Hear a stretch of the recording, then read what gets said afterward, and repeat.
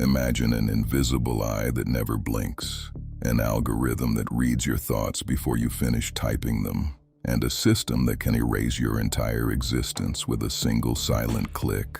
What if the most powerful, absolute surveillance network ever designed in human history wasn't built with barbed wire, armed guards, or government checkpoints, but was disguised as a harmless, bright green app on your smartphone screen? In this episode of The Dark Archive, we unveil the terrifying reality of Tencent's digital Panopticon. We are going to reveal how a private tech giant didn't just build a popular messaging application, but engineered an inescapable digital cage for over 1 billion people. A cage where private text messages vanish into thin air, where expressing an opinion can turn your life into a living nightmare, and where the line between a technology corporation and state intelligence dissolved completely. Stick around, because what you are about to see will forever change how you look at the device in your hand. While the global community was endlessly marveling at WeChat's astonishing operational convenience, this sinister transformation was quietly unfolding beneath its frictionless interface. To survive, communicate, travel, or spend money in modern Chinese society, WeChat is no longer an optional download. It has become a non-negotiable biological necessity, and it is precisely this total dependency that allowed Tencent to seamlessly transform into the ultimate, indispensable arm of state control. Every single text message transmitted,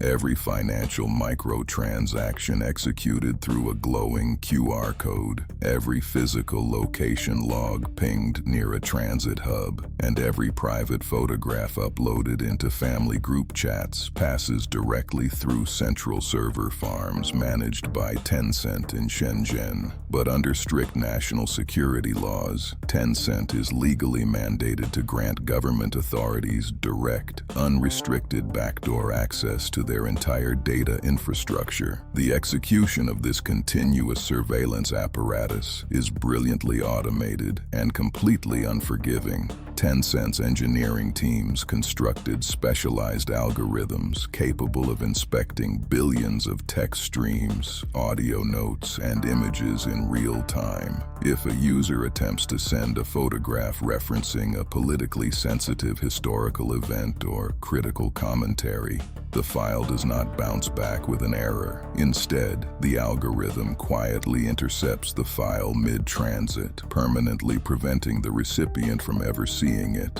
while silently flagging the sender's profile for immediate review. To the sender, everything appears perfectly normal, creating a deceptive illusion of ordinary communication. But to the recipient, the message never existed at all. This ghost filtering enables Tencent to quietly extinguish political dissent from the public square, long before a conversation can even begin to materialize. And when an account is flagged, the detailed metadata is routed directly to local security bureaus. In hundreds of documented cases, citizens who expressed mild political skepticism inside private group chats found police officers knocking on their doors within hours, their digital accounts frozen, rendering them physically unable to buy food, access transit, or enter their workplaces. This total fusion between Tencent's digital ecosystem and state authority achieved its historical peak through the implementation of comprehensive digital credit, health, and movement tracking architectures.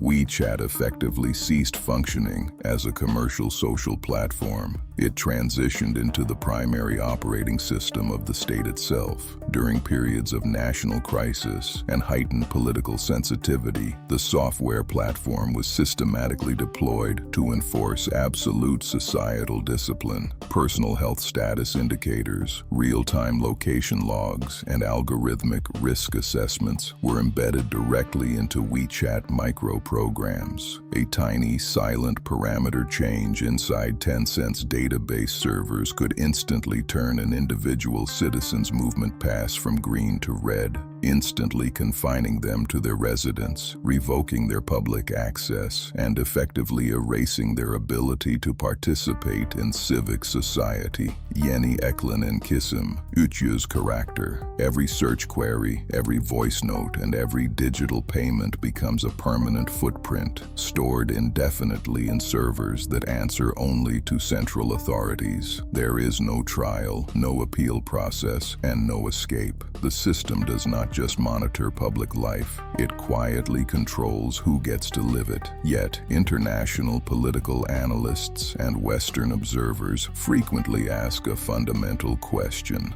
Is Tencent an enthusiastic, willing partner in building this digital panopticon? Or is it an unwilling corporate hostage to Beijing's political machine? The reality is infinitely more complex, pragmatic, and dark. It represents a deeply entrenched symbiotic partnership born out of mutual economic survival. By agreeing to serve as the state's digital surveillance network, Tencent was rewarded with an absolute domestic monopoly, fiercely protected by the Great Firewall, which permanently blocked formidable foreign rivals like WhatsApp, Google, Meta, and Telegram from ever entering the Chinese market. In return for this total market insulation, Beijing received an all-seeing, real-time intelligence network that no government agency could ever hope to design or operate on its own. By effectively outsourcing societal control to a private technology conglomerate, the state realized a level of behavioral monitoring that historical authoritarian regimes could only imagine in science fiction.